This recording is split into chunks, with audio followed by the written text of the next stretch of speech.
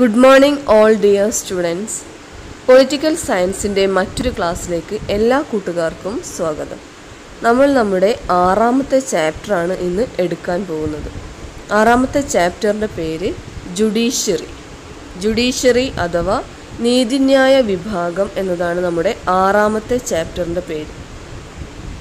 4ാമത്തെയും 5ാമത്തെയും ചാപ്റ്ററിലായി നമ്മൾ ലെജിസ്ലേച്ചറിനെ കുറിച്ചും എക്സിക്യൂട്ടീവിനെ കുറിച്ചും പഠിച്ചു കഴിഞ്ഞു. ഗവൺമെൻറ്റിൻ്റെ 3 ഘടകങ്ങളല്ലേ ഉള്ളത്: ലെജിസ്ലേച്ചർ, എക്സിക്യൂട്ടീവ്, ജുഡീഷ്യറി എന്നിങ്ങനെ 3 ഘടകങ്ങൾ കൂടിയതാണ് ഒരു ഗവൺമെൻറ്. അപ്പം അതിലെ 2 നമ്മൾ പഠിച്ചു കഴിഞ്ഞു. ഇനി 3ാമത്തെ വിഭാഗമായിട്ടുള്ള ജുഡീഷ്യറിയെക്കുറിച്ച്, നീതിന്യായ വിഭാഗത്തെക്കുറിച്ചാണ് നമ്മൾ ഇന്ന് പഠിക്കുന്നത്. എന്താണ് ജുഡീഷ്യറി, അല്ലെങ്കിൽ എന്തിനാണ് ജുഡീഷ്യറി, എന്തൊക്കെയാണ് ജുഡീഷ്യറി ചെയ്യുന്നത്? നമുക്കറിയാം, ഒരു രാജ്യത്ത് നിയമങ്ങൾ നിർമ്മിക്കുന്ന ഒരു വിഭാഗമുണ്ട്, ലെജിസ്ലേച്ചർ അല്ലേ. ആ നിയമങ്ങൾക്കനുസരിച്ച് ഭരണം നിർവഹിക്കുന്ന ഒരു വിഭാഗമുണ്ട്, എക്സിക്യൂട്ടീവ്. ഈ ഭരണത്തിൽ എന്തെങ്കിലും പോരായ്മകൾ ഉണ്ടായാൽ അവ പരിഹരിക്കുന്നതിന് വേണ്ടി ഒരു വിഭാഗമുണ്ട്. ആ വിഭാഗമാണ് ജുഡീഷ്യറി.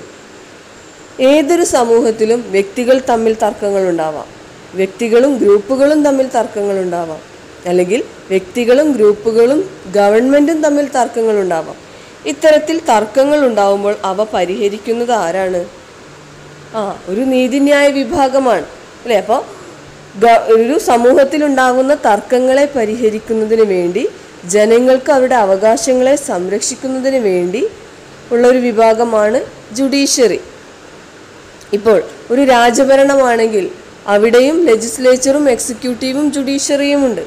പക്ഷേ എല്ലാം രാജാവ് തന്നെ ആയിരിക്കുമെന്ന് മാത്രം അല്ലേ. നിയമങ്ങൾ നിർമ്മിക്കുന്നത് രാജാവാണ്, നിയമങ്ങൾ നടപ്പിലാക്കുന്നത്, അതായത് ഭരണം നിർവഹിക്കുന്നത് രാജാവാണ്. അവിടെ എന്തെങ്കിലും പ്രശ്നങ്ങളുണ്ടായാൽ അവ പരിഹരിക്കുന്നതും രാജാവ് തന്നെയാണ്. ഒരു ജനാധിപത്യമാണെങ്കിലോ ലെജിസ്ലേച്ചർ എന്ന് പറയുന്ന ഒരു വിഭാഗമുണ്ട്, എക്സിക്യൂട്ടീവ് എന്ന് പറയുന്ന മറ്റൊരു വിഭാഗമുണ്ട്.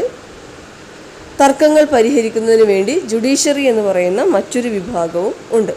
ഇപ്പോൾ ഇന്ത്യയുടെ കാര്യം എടുക്കുകയാണെങ്കിൽ ലെജിസ്ലേച്ചർ, എക്സിക്യൂട്ടീവ്, ജുഡീഷ്യറി എന്നിങ്ങനെ 3 ഘടകങ്ങൾ ഉൾപ്പെടുന്നതാണ് ഇന്ത്യയിലെ ഗവൺമെൻറ്. ജുഡീഷ്യറി അപ്പോൾ എന്തെല്ലാം കാര്യങ്ങളാണ് ചെയ്യുന്നത്? To punish the criminals. To punish the criminals എന്ന് പറഞ്ഞാൽ കുറ്റവാളികളെ ശിക്ഷിക്കുന്നു. To protect the laws in the country, രാജ്യത്തെ നിയമങ്ങൾ സംരക്ഷിക്കുന്നു. To maintain peace and security in the country, രാജ്യത്ത് സമാധാനവും സുരക്ഷയും ഉറപ്പുവരുത്തുന്നു. അതുപോലെ to protect the rights of the citizen, പൗരൻ്റെ അല്ലെങ്കിൽ ജനങ്ങളുടെ അവകാശങ്ങളെ സംരക്ഷിക്കുന്നു. ടു കൺട്രോൾ ദി ഗവൺമെൻറ്, ഗവൺമെൻറ്റിനെ പല കാര്യങ്ങളിലും നിയന്ത്രിക്കുന്നു.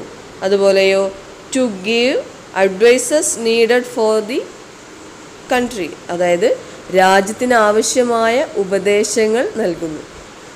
രാജ്യത്തെ ഭരണകർത്താക്കൾക്ക് ആവശ്യമായ ഉപദേശങ്ങൾ നൽകാനും ജുഡീഷ്യറിക്ക് സാധിക്കുന്നുണ്ട്. അപ്പോൾ എന്തിനാണ് നമുക്കൊരു ജുഡീഷ്യറി എന്ന് ചോദിച്ചിട്ടുണ്ടെങ്കിൽ, ജനങ്ങളുടെ അവകാശങ്ങളെ സംരക്ഷിക്കാനും അവിടുത്തെ നിയമങ്ങളെ സംരക്ഷിക്കാനും അതുപോലെ കുറ്റവാളികളെ ശിക്ഷിക്കാനും രാജ്യത്ത് സമാധാനവും സുരക്ഷയും ഉറപ്പുവരുത്താനും ഗവൺമെൻറ്റിനെ നിയന്ത്രിക്കാനും ഗവൺമെൻറ്റിനെ ഉപദേശിക്കാനുമൊക്കെ ജുഡീഷ്യറി ആവശ്യമാണ്. ഗവൺമെൻറ്റിനെ അപ്പോൾ 3 ഘടകങ്ങളാക്കി തിരിച്ചു എന്ന് പറഞ്ഞു: ലെജിസ്ലേച്ചർ, എക്സിക്യൂട്ടീവ്, ജുഡീഷ്യറി അല്ലേ. ലെജിസ്ലേച്ചറിൽ നിന്നും എക്സിക്യൂട്ടീവിൽ നിന്നും ജുഡീഷ്യറിയെ വേർതിരിച്ചിരിക്കുന്നു. എന്തിനാണ് ഇങ്ങനെ ജുഡീഷ്യറിയെ ഇതിൽ നിന്നും വേർതിരിച്ചത്? നേരത്തെ നമ്മൾ പറഞ്ഞു രാജഭരണത്തിൻ്റെ കാര്യം. രാജഭരണത്തിൽ രാജാവ് തന്നെയാണ് ലെജിസ്ലേച്ചർ, രാജാവ് തന്നെയാണ് എക്സിക്യൂട്ടീവ്, രാജാവ് തന്നെയാണ് ജുഡീഷ്യറി. ആ ഒരവസ്ഥയിൽ ജനങ്ങൾക്ക് അവിടെ കൃത്യമായ രീതിയിൽ നീതി ലഭിക്കാറുണ്ടോ? പലപ്പോഴും രാജാവ് സ്വന്തം താല്പര്യങ്ങൾക്കനുസരിച്ച് നിയമങ്ങൾ നിർമ്മിക്കുന്നു, സ്വന്തം താല്പര്യങ്ങൾക്കനുസരിച്ച് ഭരണം നിർവഹിക്കുന്നു. രാജാവിനെ എതിർക്കുകയോ നിയമങ്ങൾക്കെതിരെ പ്രവർത്തിക്കുകയോ ചെയ്ത ആളുകൾക്ക് നീതി ലഭിക്കാറില്ല. അവരെ രാജാവ് എന്ത് ചെയ്യും? സ്വന്തം ഇഷ്ടപ്രകാരം ശിക്ഷിക്കുകയും ചെയ്യും. അത്തരമൊരു സമൂഹത്തിൽ ശരിയായ രീതിയിൽ നീതി നടപ്പിലാവുമോ? ഇല്ല. അപ്പോൾ ജനാധിപത്യ രാഷ്ട്രമാണെങ്കിൽ രാജഭരണത്തിലേതുപോലെ ഗവൺമെൻറ്റിൻ്റെ എല്ലാ ഘടകങ്ങളും ഒരുമിച്ച് ചേർത്താൽ അവിടെ ശരിയായ രീതിയിൽ നീതി നടപ്പിലാക്കാൻ സാധിക്കില്ല എന്ന് മനസ്സിലാക്കിയിട്ടാണ് ലെജിസ്ലേച്ചറിനെയും എക്സിക്യൂട്ടീവിനെയും ജുഡീഷ്യറിയെയും ഒക്കെ വേർപ്പെടുത്തിയത്. ഓക്കെ, അപ്പോൾ ലെജിസ്ലേച്ചർ ഉണ്ടാക്കുന്ന നിയമങ്ങൾക്കനുസരിച്ച് ഭരണം നിർവഹിക്കാൻ വേണ്ടി എക്സിക്യൂട്ടീവ് എന്ന് പറയുന്ന മറ്റൊരു വിഭാഗത്തെ നിയമിച്ചു. ഈ എക്സിക്യൂട്ടീവ് ഭരിക്കുന്നതിൽ എന്തെങ്കിലും വീഴ്ച വന്നാൽ അത് ജനങ്ങൾക്ക് അവരുടെ നീതി ഉറപ്പാക്കാൻ വേണ്ടി ജുഡീഷ്യറിയെ മറ്റൊരു ഘടകമാക്കിയിട്ടും നിശ്ചയിച്ചു. അതുകൊണ്ട് തന്നെ ജുഡീഷ്യറി എപ്പോഴും സ്വതന്ത്രമായിരിക്കണം. സ്വതന്ത്രമായൊരു ജുഡീഷ്യറിക്ക് മാത്രമേ ശരിയായ രീതിയിൽ നീതി നടപ്പിലാക്കാൻ സാധിക്കുകയുള്ളൂ. എങ്ങനെയാണ് ജുഡീഷ്യറിക്ക് ഈ സ്വാതന്ത്ര്യം ലഭിക്കുന്നത്? എങ്ങനെയാണ് ജുഡീഷ്യറിയുടെ ഈ സ്വാതന്ത്ര്യം സംരക്ഷിക്കപ്പെടുന്നത്?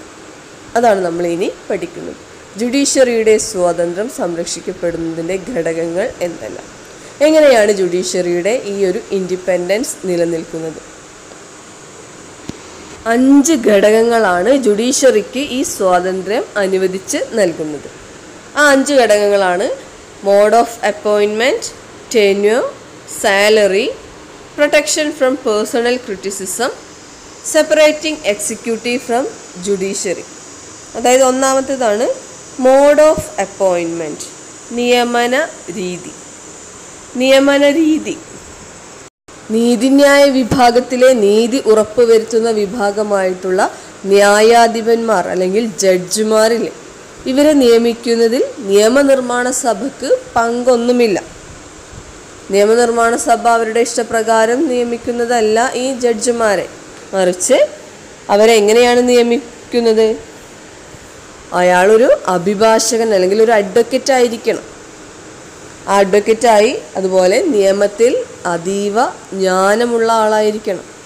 അപ്പം നിയമത്തെക്കുറിച്ച് നല്ല രീതിയിൽ പഠിച്ച ഒരു അഭിഭാഷകനാണ് ഒരു ജഡ്ജായി മാറുന്നത്. അവിടെ ലെജിസ്ലേച്ചറിന് അവരെ നിയമിക്കുന്നതിൽ പങ്കൊന്നും ഇല്ല. അപ്പോൾ ഇവരുടെ ഈ ഒരു നിയമന രീതിയാണ് ഇവർക്ക് സ്വാതന്ത്ര്യം ഉറപ്പ് കൊടുക്കുന്ന ഒന്നാമത്തെ ഘടകം. ഓക്കെ, അപ്പോൾ ഇവരെ നിയമിക്കുന്നതിൽ ലെജിസ്ലേച്ചറിന് കാര്യമായ പങ്കൊന്നുമില്ലാത്തത് കൊണ്ട് തന്നെ ഇവർക്ക് ഇവരുടെ ആ ഒരു നീതി നടപ്പിലാക്കൽ നല്ല രീതിയിൽ ചെയ്യാൻ സാധിക്കുന്നു. രണ്ടാമത്തേതാണ് ടെന്യൂർ. ടെന്യൂർ എന്ന് പറഞ്ഞാൽ നിശ്ചിതമായ ഔദ്യോഗിക കാലാവധി. ന്യായാധിപന്മാർക്ക് ഒരു നിശ്ചിത സേവന കാലപരിധിയുണ്ട്. അതായത് ഒരു നിശ്ചിത കാലത്തേക്കാണ് അവർ ന്യായാധിപന്മാരായി തിരഞ്ഞെടുക്കപ്പെടുന്നത്. സുപ്രീം കോടതി ജഡ്ജിമാരാണെങ്കിൽ 65 വയസ്സ് വരെയും ഹൈക്കോടതി ജഡ്ജിമാരാണെങ്കിൽ 62 വയസ്സ് വരെയുമാണ് അവർക്ക് അവരുടെ ഔദ്യോഗിക പദവിയിൽ ഇരിക്കാൻ സാധിക്കുന്നുള്ളൂ. അപ്പോൾ ഈ ഒരു അവസരത്തിൽ ഗവൺമെൻറ്റിനെ അല്ലെങ്കിൽ ലെജിസ്ലേച്ചറിനെയോ എക്സിക്യൂട്ടീവിനെയോ ഇഷ്ടപ്പെടുത്തിയാൽ, അതായത് പ്രീതിപ്പെടുത്തിയാൽ ഇവർക്ക് കൂടുതൽ കാലം ഭരണത്തിൽ തുടരാൻ കഴിയൊന്നുമില്ല. അപ്പോൾ ഒരു കൃത്യമായ ഔദ്യോഗിക കാലാവധി ഉള്ളത് കൊണ്ട് തന്നെ ആ കാലാവധി വരെ അവർക്കവിടെ തുടരാൻ കഴിയുന്നത് കൊണ്ടും ലെജിസ്ലേച്ചറിൽ നിന്നും എക്സിക്യൂട്ടീവിൽ നിന്നും ഇവരെ വേർപ്പെടുത്തിയത് കൊണ്ടും ഇവർക്ക് എന്ത് ചെയ്യാൻ പറ്റും? കൃത്യമായ രീതിയിൽ നീതി നടപ്പിലാക്കാൻ സാധിക്കും. അല്ല, ഇവരെ സന്തോഷിപ്പിച്ചാൽ കുറച്ചു കാലം കൂടി ആ ഒരു പദവിയിൽ ഇരിക്കാമെങ്കിൽ ഇവരെന്ത് ചെയ്യും? അവർക്ക് വേണ്ടി കാര്യങ്ങളൊക്കെ ചെയ്യാം. പക്ഷെ ഇവിടെ അതില്ല. സുപ്രീം കോടതി ജഡ്ജാണെങ്കിൽ 65 വയസ്സായാൽ അവരുടെ കാലാവധി കഴിഞ്ഞു. ഹൈക്കോടതി ജഡ്ജാണെങ്കിൽ 62 വയസ്സായാൽ അവരുടെ കാലാവധിയും കഴിഞ്ഞു.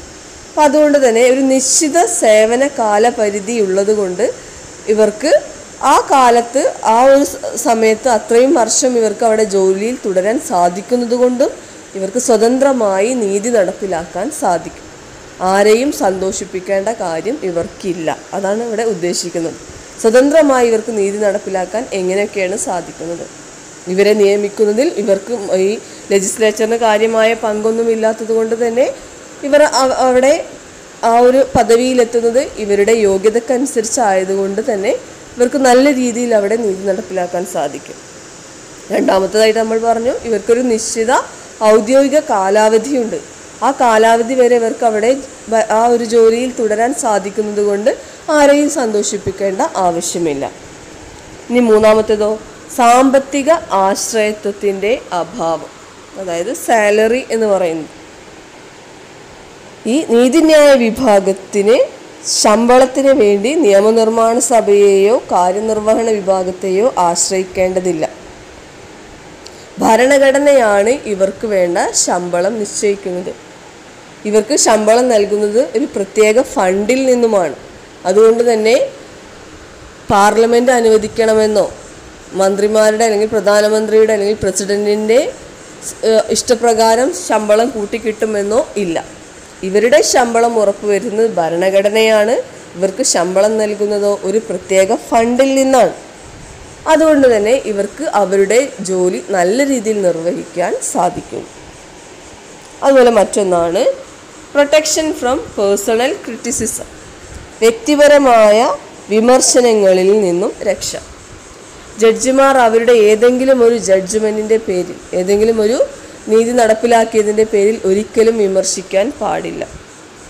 ജഡ്ജിമാരെ അവരുടെ നീതി നിർവഹണത്തിൻ്റെ പേരിൽ ഒരിക്കലും വ്യക്തിപരമായി വിമർശിക്കാൻ പാടില്ല. അങ്ങനെ വിമർശിച്ചാൽ അതിന് കോടതി അലക്ഷ്യം എന്ന പേരിൽ ആ വ്യക്തിക്കെതിരെ അല്ലെങ്കിൽ ആ സംഘടനക്കെതിരെ ആരാണോ വിമർശിച്ചത് അവർക്കെതിരെ പ്രത്യേകം കേസെടുക്കാൻ കോടതികൾക്ക് അധികാരമുണ്ട്. അപ്പോൾ കോടതികളെ അല്ലെങ്കിൽ കോടതിയെ, ജഡ്ജിമാരെ വിമർശിക്കാൻ പാടില്ല. അപ്പോൾ ഇതും ഇവർക്ക് സ്വതന്ത്രമായി നീതി നടപ്പിലാക്കാൻ സഹായിക്കുന്നു. മറ്റൊന്നാണ് സെപ്പറേറ്റിംഗ് എക്സിക്യൂട്ടീവ് ഫ്രം ജുഡീഷ്യറി. എക്സിക്യൂട്ടീവിൽ നിന്നും ജുഡീഷ്യറിയെ വേർപെടുത്തൽ. നേരത്തെ നമ്മൾ പറഞ്ഞതാണ്, ജുഡീഷ്യറിയെ എക്സിക്യൂട്ടീവിൽ നിന്നും വേർപെടുത്തിയിട്ടാണ് നമ്മുടെ ഭരണഘടന സ്ഥാപിച്ചിട്ടുള്ളത്. അതുകൊണ്ട് തന്നെ എക്സിക്യൂട്ടീവിനെ ഭയക്കാതെ ജുഡീഷ്യറിക്ക് എന്ത് ചെയ്യാം, നീതി നടപ്പിലാക്കാൻ സാധിക്കും. അപ്പോൾ എങ്ങനെയാണ് ഈ ജുഡീഷ്യറിക്ക്, നീതിന്യായ വിഭാഗത്തിന് സ്വാതന്ത്ര്യം ലഭിക്കുന്നതെന്ന് ചോദിച്ചാൽ 5 കാരണങ്ങളാണ് ഇതിന് പറയുന്നത്. 5 കാര്യങ്ങൾ, 5 ഘടകങ്ങളാണ് ജുഡീഷ്യറിയുടെ സ്വാതന്ത്ര്യം സംരക്ഷിക്കുന്നത്. മോഡ് ഓഫ് അപ്പോയിൻമെൻറ്റ്, നിയമന രീതി, നിശ്ചിത ഔദ്യോഗിക കാലാവധി, സാമ്പത്തിക ആശ്രയത്വത്തിൻ്റെ അഭാവം, വ്യക്തിപരമായ വിമർശനങ്ങളിൽ നിന്നും രക്ഷ, ജുഡീഷ്യറിയെയും എക്സിക്യൂട്ടീവിനെയും വേർപെടുത്തൽ. ഈ 5 കാരണങ്ങളാലാണ് ജുഡീഷ്യറിക്ക് സ്വാതന്ത്ര്യം ലഭിക്കുന്നത്. അപ്പോൾ നേരത്തെ നമ്മൾ പറഞ്ഞു ഇവരുടെ നിയമന രീതിയെക്കുറിച്ച്, ജഡ്ജിമാരെ എങ്ങനെയാണ് നിയമിക്കുന്നത്, അതാണ് നമ്മൾ ഇനി പറയുന്നത്. സുപ്രീം കോടതിയിലെയും ഹൈക്കോടതിയിലെയും ജഡ്ജിമാരെ പ്രസിഡൻ്റാണ് നിയമിക്കുന്നത്. എങ്ങനെ? സുപ്രീം കോടതിയിലെ ഏറ്റവും സീനിയർ ആയിട്ടുള്ള ജഡ്ജാണ് ചീഫ് ജസ്റ്റിസായിട്ട് നിയമിക്കപ്പെടേണ്ടത്. ഏറ്റവും സീനിയർ ആയിട്ടുള്ള, ഏറ്റവും തലമുതിർന്ന ജഡ്ജായിരിക്കും ചീഫ് ജസ്റ്റിസായിട്ട് നിയമിക്കുന്നത്. അതുപോലെ ഹൈക്കോടതിയിലെയും സുപ്രീം കോടതിയിലെയും മറ്റ് ജഡ്ജിമാരെയും ചീഫ് ജസ്റ്റിസുമായിട്ട് കൂടിയാലോചിച്ച ശേഷം പ്രസിഡൻ്റാണ് നിയമിക്കുന്നത്. അവരുടെ യോഗ്യതക്കനുസരിച്ച്, അതുപോലെ അവരുടെ എക്സ്പീരിയൻസിനനുസരിച്ച്, അതുവരെ അവർ ജോലി ചെയ്തതിനനുസരിച്ചിട്ടൊക്കെയാണ് ഇവരെ ഈ സ്ഥാനത്തേക്ക് നിയമിക്കുന്നത്. പ്രസിഡൻ്റാണ് നിയമിക്കുന്നത്. ചീഫ് ജസ്റ്റിസുമായി കൂടി ആലോചിച്ചിട്ടാണ് മറ്റുള്ള ജഡ്ജിമാരെ നിയമിക്കുന്നത്. ഓക്കെ. അതുപോലെ ജഡ്ജിമാരുടെ പേരുകൾ ചീഫ് ജസ്റ്റിസിനോട് ആലോചിക്കും. അതുപോലെ സുപ്രീം കോടതിയിലെ ഏറ്റവും സീനിയർ ആയിട്ടുള്ള 4 ജഡ്ജിമാരോടും ആലോചിക്കും. അതിനുശേഷമാണ് ഈ സുപ്രീം കോടതിയിലേക്ക് വേണ്ട ജഡ്ജിമാരെയൊക്കെ നിയമിക്കുന്നത്. സുപ്രീം കോടതിയിലേക്കായാലും ഹൈക്കോടതിയിലേക്കായാലും സീനിയേഴ്സ് ആയിട്ടുള്ള 4 ജഡ്ജിമാരോട് കൂടി ആലോചിച്ചിട്ടാണ്, ചീഫ് ജസ്റ്റിസുമായിട്ടും കൂടി ആലോചിച്ചിട്ടാണ് പ്രസിഡന്റ് ആ സ്ഥാനത്തേക്ക് നിയമിക്കുന്നത്. ഇവിടെ അവരുടെ യോഗ്യതയാണ്, അവരുടെ ആ ഒരു എക്സ്പീരിയൻസ് ആണ് മാനദണ്ഡമാക്കുന്നത്. ഇനി ഈ ജഡ്ജിമാരെ എങ്ങനെയാണ് നീക്കം ചെയ്യാൻ സാധിക്കുന്നത്? ഭരണഘടനയ്ക്കെതിരെ പ്രവർത്തിച്ചു എന്ന് തെളിഞ്ഞാലോ, തെളിയിക്കപ്പെട്ട സ്വഭാവ ദൂഷ്യമുണ്ടായാലോ, ശാരീരികമായ അയോഗ്യതകൾ ഉണ്ടായാലോ മാത്രമേ ജഡ്ജിമാരെ ആ സ്ഥാനത്ത് നിന്നും നീക്കം ചെയ്യാൻ സാധിക്കുകയുള്ളൂ. ജഡ്ജിമാരെ സ്ഥാനത്ത് നിന്ന് നീക്കം ചെയ്യുന്ന നടപടിക്രമത്തെ ഇംപീച്ച്മെൻറ്റ് എന്നാണ് പറയുക. നമ്മൾ നേരത്തെ പ്രസിഡന്റിൻ്റെ കാര്യം പറഞ്ഞതുപോലെ തന്നെ ഇംപീച്ച്മെൻറ്റ്. അപ്പോൾ കുറ്റം ആരോപിക്കുന്ന വിധത്തിൽ ഒരു പ്രമേയം പാർലമെൻറ്റിൻ്റെ 2 സഭകളിലും പ്രത്യേക ഭൂരിപക്ഷ പ്രകാരം പാസ്സാക്കിയെടുത്താൽ മാത്രമേ ജഡ്ജിമാരെ ഇംപീച്ച് ചെയ്യാൻ സാധിക്കുകയുള്ളൂ. പാർലമെൻറ്റിൻ്റെ 2 സഭകളിലും പ്രത്യേക ഭൂരിപക്ഷം വേണം. വെറും ഭൂരിപക്ഷം പോരാ, പ്രത്യേക ഭൂരിപക്ഷത്തോടു കൂടി വേണം ഈ ഒരു ഇത് പാസ്സാക്കിയെടുക്കാൻ. അപ്പം അതുകൊണ്ട് തന്നെ വളരെ എളുപ്പത്തിൽ സംഭവിക്കുന്ന ഒരു കാര്യമല്ല ഈ ജഡ്ജിമാരുടെ നീക്കം ചെയ്യൽ. അതിന് കുറേ നടപടിക്രമങ്ങളുണ്ട്. ഓക്കെ, അപ്പോൾ ഇവരെ ഏത് സാഹചര്യത്തിലൊക്കെയാണ് നീക്കം ചെയ്യാൻ സാധിക്കുന്നത്? ഭരണഘടനാ ലംഘനം, അതുപോലെ തെളിയിക്കപ്പെട്ട സ്വഭാവ ദൂഷ്യം, അതുപോലെ ശാരീരികമായ അയോഗ്യതകൾ, ഇവയുണ്ടെങ്കിൽ മാത്രമേ ജഡ്ജിമാരെ ആ സ്ഥാനത്ത് നിന്നും നീക്കം ചെയ്യാൻ സാധിക്കുകയുള്ളൂ. ഇന്ത്യയിലെ ജുഡീഷ്യറിയുടെ ഘടന അല്ലെങ്കിൽ സ്ട്രക്ചർ എന്താണെന്നാണ് നമ്മൾ ഇനി പഠിക്കുന്നത്. സുപ്രീം കോർട്ട് അതായത് സുപ്രീം കോടതി, ഹൈക്കോർട്ട് അതായത് ഹൈക്കോടതി, ഡിസ്ട്രിക്ട് കോർട്ട് അതായത് ജില്ലാ കോടതി, സബോർഡിനേറ്റ് കോർട്ട് അതായത് സബ് കോടതി, കീഴ്ക്കോടതി, ഇതുൾപ്പെട്ടത്. ഇങ്ങനെയാണ് ഇന്ത്യയുടെ ജുഡീഷ്യറിയുടെ സ്ട്രക്ചർ അല്ലെങ്കിൽ ഘടന. ഏറ്റവും മുകളിൽ സുപ്രീം കോടതിയാണ്. സുപ്രീം കോടതി എടുക്കുന്ന തീരുമാനങ്ങൾ മറ്റെല്ലാ കോടതികൾക്കും ബാധകമാണ്. ഇന്ത്യയിലെ ഏറ്റവും വലിയ കോടതിയാണ് സുപ്രീം കോടതി. സുപ്രീം കോടതി എടുക്കുന്ന തീരുമാനങ്ങൾ മറ്റെല്ലാ കോടതികൾക്കും ബാധകവുമാണ്. സുപ്രീം കോടതി എന്ന് പറയുന്നത് രാജ്യത്തെ എല്ലാവർക്കും ഒരേപോലെ ബാധകമായ ഒന്നാണ്. ഒരേ ഒരു സുപ്രീം കോടതിയെ നമുക്കുള്ളൂ. സുപ്രീം കോടതിക്ക് ഇന്ത്യയിലെ മറ്റേത് കോടതിയിലെ കേസുകളും സുപ്രീം കോടതിയിലേക്ക് മാറ്റാം. അതുപോലെ ഹൈക്കോടതിയിൽ നിന്ന് ഒരു ഹൈക്കോടതിയിൽ നിന്ന് കേസുകൾ മറ്റൊരു ഹൈക്കോടതിയിലേക്ക് മാറ്റാനും സുപ്രീം കോടതിക്ക് അധികാരമുണ്ട്. അതുപോലെ ഹൈക്കോർട്ട് അല്ലെങ്കിൽ ഹൈക്കോടതി എന്ന് പറയുന്നത് ഓരോ സംസ്ഥാനത്തിലെയും ഏറ്റവും വലിയ കോടതിയാണ് ഹൈക്കോടതി. ഹൈക്കോടതിക്ക് എന്തൊക്കെ ചെയ്യാം? കീഴ്ക്കോടതികളിൽ നിന്നുള്ള അപ്പീലുകളിൽ വാദം കേൾക്കാം. അതുപോലെ മൗലികാവകാശങ്ങൾ പുറപ്പെടുവിക്കുന്നതിന് വേണ്ടി റിട്ടുകൾ പുറപ്പെടുവിക്കാം. ഒരു സംസ്ഥാനത്തിൻ്റെ പരിധിയിൽ വരുന്ന എല്ലാ കേസുകളും കൈകാര്യം ചെയ്യാം. ഓക്കെ, അപ്പോൾ ഒരു സംസ്ഥാനത്തിൻ്റെ പരിധിയിൽ വരുന്ന എല്ലാ കേസുകളും കൈകാര്യം ചെയ്യുന്നതിന് വേണ്ടി ഓരോ സംസ്ഥാനത്തുമുള്ള ഏറ്റവും ഉന്നതമായ കോടതിയാണ് ഹൈക്കോടതി. അത് ഓരോ സംസ്ഥാനങ്ങളിലും വ്യത്യസ്തമായതുകൊണ്ട് തന്നെ കുറേ ഹൈക്കോടതികൾ നമുക്ക് ഉണ്ട്. ഇനി ജില്ലാ കോടതി. ജില്ലാ കോടതി എന്ന് പറഞ്ഞാൽ പേര് പോലെ തന്നെ ഒരു ജില്ലയിലെ എല്ലാ കേസുകളും കൈകാര്യം ചെയ്യാൻ സാധിക്കുന്നതാണ് ജില്ലാ കോടതി. അതുപോലെ കീഴ്ക്കോടതിയിൽ നിന്നുള്ള തീരുമാനങ്ങളിന്മേൽ അപ്പീലുകൾ പരിഗണിക്കാൻ ഇവർക്ക് സാധിക്കും. ഗൗരവമുള്ള ക്രിമിനൽ കേസുകൾ തീർപ്പാക്കാനും ഇവർക്ക് സാധിക്കും. അപ്പോൾ ജില്ലാ കോടതി എന്ന് പറഞ്ഞാൽ അധികാരം ആ ജില്ലക്കുള്ളിലുള്ള എല്ലാത്തരം കേസുകളും കൈകാര്യം ചെയ്യാൻ സാധിക്കുന്ന കോടതികളാണ് ജില്ലാ കോടതികൾ അല്ലെങ്കിൽ ഡിസ്ട്രിക്ട് കോർട്ട്. അടുത്തതോ കീഴ്ക്കോടതികൾ അല്ലെങ്കിൽ സബ് കോർട്ട് അല്ലെങ്കിൽ കീഴ്ക്കോടതികൾ എന്ന് പറഞ്ഞാൽ ആ ഒരു പരിധിയിലുള്ള ആ ഒരു കോടതിയുടെ പരിധിയിലുള്ള എല്ലാ കേസുകളും എല്ലാത്തരം കേസുകളും സിവിൽ കേസായാലും ക്രിമിനൽ കേസായാലും പരിഗണിക്കാൻ സാധിക്കുന്നതാണ് കീഴ്ക്കോടതികൾ. അപ്പോൾ സബ് കോടതികൾ എന്ന് പറഞ്ഞാൽ നമ്മുടെ നാട്ടിൽ നമുക്ക് ഏറ്റവും അടുത്ത് അറിയുന്ന കോടതികളാണ് ഈ കീഴ്ക്കോടതികൾ എന്ന് പറയുന്നത്. അവിടെ ക്രിമിനൽ കേസും സിവിൽ കേസുകളും ഒരുപോലെ കൈകാര്യം ചെയ്യാൻ സാധിക്കുന്നതാണ്. അപ്പോൾ ഇതെപ്പോഴും ചോദ്യം വരാറുണ്ട്. ഇന്ത്യൻ ജുഡീഷ്യറിയുടെ സ്ട്രക്ചർ അല്ലെങ്കിൽ ഘടന നന്നായി എല്ലാവരും പഠിച്ചിരിക്കണം. ഏറ്റവും മുകളിൽ സുപ്രീം കോടതി, ഹൈക്കോടതി, ജില്ലാ കോടതി, കീഴ്ക്കോടതി എന്നിങ്ങനെയാണ് ഇന്ത്യയുടെ ജുഡീഷ്യറിയുടെ ഘടന. ഇനി ഇതിലെ ഏറ്റവും ഉന്നതമായ കോടതിയായ സുപ്രീം കോടതിയെക്കുറിച്ചാണ് നമ്മൾ പഠിക്കുന്നത്. ഇന്ന് ലോകത്തെവിടെയുമുള്ള കോടതികളിൽ ഏറ്റവും പ്രബലമായ കോടതികളിൽ ഒന്നാണ് ഇന്ത്യയിലെ സുപ്രീം കോടതി. ഭരണഘടനയുടെ ചട്ടക്കൂടിനുള്ളിൽ നിന്നുകൊണ്ടാണ് ഇന്ത്യയുടെ സുപ്രീം കോടതി പ്രവർത്തിക്കുന്നത്. അതായത് അതിൻ്റെ പ്രവർത്തനങ്ങളും ഉത്തരവാദിത്തങ്ങളും ഭരണഘടനാ പ്രകാരമാണ്. ഭരണഘടനയാണ് അതൊക്കെ തീരുമാനിച്ചിട്ടുള്ളത്. എന്തെല്ലാമാണ് സുപ്രീം കോടതിയുടെ അധികാരങ്ങൾ? അതാണ് നമ്മൾ ഇനി പഠിക്കുന്നത്. സുപ്രീം കോടതിക്ക് പ്രധാനമായും 4 അധികാരങ്ങളാണ് ഉള്ളത്. Original jurisdiction, rid jurisdiction, advisory jurisdiction, appellate jurisdiction. അതായത് ഒറിജിനൽ ജൂറിസ്ഡിക്ഷൻ എന്ന് പറഞ്ഞാൽ തനത് അധികാരം,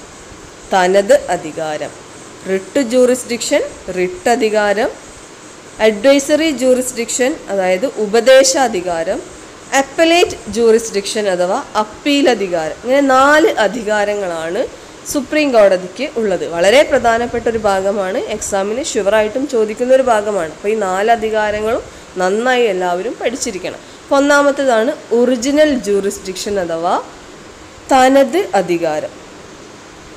ഈ തനതധികാരം എന്ന് പറഞ്ഞാൽ സുപ്രീം കോടതിക്ക് മാത്രം കൈകാര്യം ചെയ്യാൻ കഴിയുന്ന ചില കാര്യങ്ങളുണ്ട്, ചില കേസുകളുണ്ട്. സുപ്രീം കോടതിക്ക് മാത്രമേ ഇത് കൈകാര്യം ചെയ്യാൻ സാധിക്കുകയുള്ളൂ. അത്തരം കേസുകളാണ് തനത് അധികാരം, അതായത് ഒറിജിനൽ ജൂറിസ്ഡിക്ഷൻ. ഏതൊക്കെ കേസുകളാണ് ഇത്തരത്തിൽ വരുന്നതെന്ന് നോക്കാം. ഇപ്പോൾ കേന്ദ്ര ഗവൺമെൻറ്റും സംസ്ഥാന ഗവൺമെൻറ്റും തമ്മിൽ തർക്കങ്ങൾ ഉണ്ടായി എന്ന് വിചാരിക്കുക. കേന്ദ്ര ഗവൺമെൻറ്റും ഏതെങ്കിലും സംസ്ഥാന ഗവൺമെൻറ്റും തമ്മിൽ തർക്കമുണ്ടായാൽ അത്തരം കേസുകൾ കൈകാര്യം ചെയ്യാൻ ആർക്ക് മാത്രമേ അധികാരമുള്ളൂ? സുപ്രീം കോടതിക്ക് മാത്രമേ അധികാരമുള്ളൂ. അതുപോലെ രണ്ട് സംസ്ഥാനങ്ങൾ തമ്മിൽ എന്തെങ്കിലും കാര്യത്തിൽ തർക്കമുണ്ടായാൽ ആ തർക്കം പരിഹരിക്കാനുള്ള അധികാരവും സുപ്രീം കോടതിക്ക് മാത്രമേ ഉള്ളൂ. ഇപ്പോൾ ഉദാഹരണമായിട്ട് പറയുകയാണെങ്കിൽ മുല്ലപ്പെരിയാർ ഇഷ്യൂ, അല്ലെ, കേരളവും തമിഴ്നാടും തമ്മിലുള്ള മുല്ലപ്പെരിയാർ വിഷയത്തിൽ ആർക്ക് മാത്രമേ ഇടപെടാൻ സാധിക്കുകയുള്ളൂ? സുപ്രീം കോടതിക്ക് മാത്രമേ ഇടപെടാൻ സാധിക്കുകയുള്ളൂ.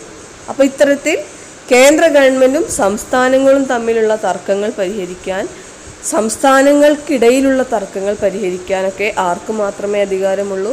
സുപ്രീം കോടതിക്ക് മാത്രമേ അധികാരമുള്ളൂ. അപ്പോൾ ഇത്തരത്തിൽ സുപ്രീം കോടതിക്ക് മാത്രം കൈകാര്യം ചെയ്യാൻ കഴിയുന്ന ചില അധികാരങ്ങളുണ്ട്. അതാണ് തനത് അധികാരം അല്ലെങ്കിൽ ഒറിജിനൽ ജൂറിസ്ഡിക്ഷൻ.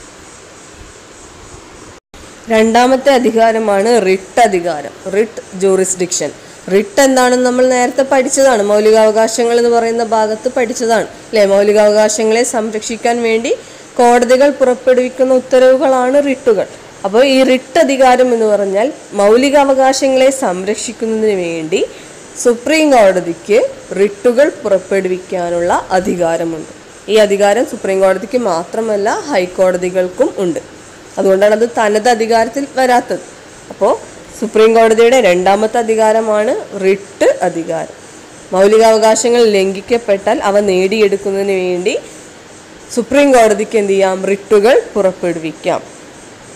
മൂന്നാമത്തേതാണ് അഡ്വൈസറി ജൂറിസ്ഡിക്ഷൻ, അതായത് ഉപദേശാധികാരം. പൊതുപ്രാധാന്യവും ഭരണഘടനാ വ്യാഖ്യാനം ആവശ്യമായതുമായ ഏതൊരു വിഷയത്തിലും പ്രസിഡന്റിന് സുപ്രീം കോടതിയുടെ ഉപദേശം തേടാവുന്നതാണ്. ഇപ്പോൾ ഭരണഘടനാ വ്യാഖ്യാനം ആവശ്യമുള്ള വളരെ പ്രധാനപ്പെട്ട ചില കേസുകളൊക്കെ വരും. അത്തരം കേസുകളിൽ സുപ്രീം കോടതിക്ക് എന്ത് ചെയ്യാം? പ്രസിഡന്റിനെ ഉപദേശിക്കാവുന്നതാണ്. അപ്പോൾ തീരുമാനമെടുക്കാൻ പ്രസിഡന്റിന് സാധിക്കാതെ വരികയാണെങ്കിൽ പ്രസിഡന്റിന് സുപ്രീം കോടതിയുടെ ഉപദേശം തേടാവുന്നതാണ്. മറ്റൊന്നാണ് അപ്പലേറ്റ് ജൂറിസ്ഡിക്ഷൻ അഥവാ അപ്പീൽ അധികാരം. ഇന്ത്യയിലെ ഏറ്റവും ഉന്നതമായ അപ്പീൽ കോടതിയാണ് സുപ്രീം കോടതി. ഇന്ത്യയിലെ ഏറ്റവും ഉന്നതമായ അപ്പീൽ കോടതിയാണ് സുപ്രീം കോടതി.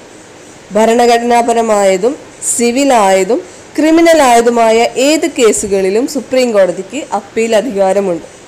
ഇപ്പോൾ ഭരണഘടനാപരമായ തർക്കങ്ങൾ ഉണ്ടാവുകയാണെങ്കിൽ ഹൈക്കോടതിയിലോ മറ്റേതെങ്കിലും ഹൈക്കോടതിയിലാണ് അത് പറ്റുള്ളൂ. അപ്പോൾ ആ ഹൈക്കോടതിയിൽ നിന്ന് അത്തരം കേസുകൾ അപ്പീൽ വഴി സുപ്രീം കോടതിയിലേക്ക് എത്താൻ സാധിക്കുന്നതാണ്. അതുപോലെ സിവിലായിട്ടുള്ള ഏതെങ്കിലും തർക്കങ്ങളുണ്ടെങ്കിൽ അത്തരം തർക്കങ്ങളിൽ ഏത് കോടതിയിലായാലും അതും സുപ്രീം കോടതിക്ക് അപ്പീലിനുള്ള അധികാരമുണ്ട്. അതുപോലെ ക്രിമിനലായിട്ടുള്ള കേസുകളായാലും, ഇപ്പോൾ സിവിലായാലും ക്രിമിനലായാലും ഭരണഘടനാപരമായാലും അത്തരത്തിലുള്ള ഏത് കേസുകളിലും ഏറ്റവും ഉന്നതമായ അപ്പീൽ അധികാരം ആർക്കാണുള്ളത്? സുപ്രീം കോടതിക്കാണുള്ളത്. അപ്പോൾ നമ്മൾ സിനിമയിലൊക്കെ കണ്ടിട്ടുണ്ടാവും, അല്ലേ? ഏതെങ്കിലും ഒരു കോടതിയിൽ പോയാൽ അപ്പീൽ വഴി ഉയർന്ന കോടതിയിലേക്ക് ആ കേസ് എത്തിക്കുക. ഇന്ത്യയിലെ ഏത് കോടതിയിൽ നിന്നും സുപ്രീം കോടതിയിലേക്ക് അപ്പീൽ പോകാവുന്നതാണ്. ഇനി സുപ്രീം കോടതിയിലെ ഒരു കേസ് ഉണ്ടെങ്കിൽ ആ കേസിൽ എവിടെയാണ് അപ്പീൽ പോവുക? അത് അപ്പീൽ പോകുന്നത് സുപ്രീം കോടതിയിലേക്ക് തന്നെയാണ്. അപ്പോൾ ഏറ്റവും ഉന്നതമായ അപ്പീൽ കോടതിയാണ് സുപ്രീം കോടതി. അതിനപ്പുറത്തേക്ക് മറ്റൊരു കോടതി ഇല്ലല്ലോ. അപ്പോൾ അതുകൊണ്ട് തന്നെ ഏറ്റവും ഉന്നതമായ കോടതിയാണ്, അല്ലെങ്കിൽ ഏറ്റവും ഉന്നതമായ അപ്പീൽ കോടതിയാണ് സുപ്രീം കോടതി. അപ്പോൾ സുപ്രീം കോടതിയുടെ അധികാരങ്ങൾ എപ്പോഴും ചോദ്യം വരുന്നതാണ്. അപ്പോൾ എല്ലാവരും നന്നായി പഠിക്കണം. എന്തൊക്കെയാണ് അധികാരങ്ങൾ ഒരിക്കൽ കൂടി പറയാം. ഒറിജിനൽ ജൂറിസ്ഡിക്ഷൻ അഥവാ തനതധികാരം, റിട്ട് ജൂറിസ്ഡിക്ഷൻ അഥവാ റിട്ട് അധികാരം, അഡ്വൈസറി ജൂറിസ്ഡിക്ഷൻ അഥവാ ഉപദേശാധികാരം, അപ്പലേറ്റ് ജൂറിസ്ഡിക്ഷൻ അഥവാ അപ്പീൽ. ഇന്നത്തെ ക്ലാസ്സിൽ നമ്മൾ പഠിച്ച കാര്യങ്ങൾ ഒന്നുകൂടി പറയാം. എന്താണ് ജുഡീഷ്യറി, എങ്ങനെയാണ് ജുഡീഷ്യറി പ്രവർത്തിക്കുന്നത്, ജുഡീഷ്യറിയുടെ സ്വാതന്ത്ര്യം എങ്ങനെയാണ് സംരക്ഷിക്കുന്നത്, അതുപോലെ ഇന്ത്യയുടെ ജുഡീഷ്യറിയുടെ ഘടന, സുപ്രീം കോടതിയുടെ അധികാരങ്ങൾ. ഇത്രയും കാര്യങ്ങളാണ് നമ്മൾ പഠിച്ചത്. ഇതിൽ 3 കാര്യങ്ങൾ വളരെ ഇമ്പോർട്ടൻ്റ് ആണ്, എല്ലാവരും നന്നായി പഠിക്കണം. ജുഡീഷ്യറിയുടെ സ്വാതന്ത്ര്യം സംരക്ഷിക്കുന്ന ഘടകങ്ങൾ, അതുപോലെ ഇന്ത്യയുടെ ജുഡീഷ്യറിയുടെ ഘടന, സുപ്രീം കോടതിയുടെ അധികാരങ്ങൾ. ഇവ 3ഉം വ്യക്തമായി എല്ലാവരും നന്നായി പഠിച്ചിരിക്കണം. ഇതോടുകൂടി നമ്മുടെ ക്ലാസ് ഇവിടെ അവസാനിക്കുകയാണ്. എല്ലാവരും നല്ല രീതിയിൽ ക്ലാസ് കാണുക, നോട്ട്സ് കറക്റ്റായിട്ട് എഴുതി ഇന്ന് തന്നെ അയക്കുക. അപ്പോൾ എല്ലാവർക്കും നല്ലൊരു ദിവസം ആശംസിക്കുന്നു. All the best.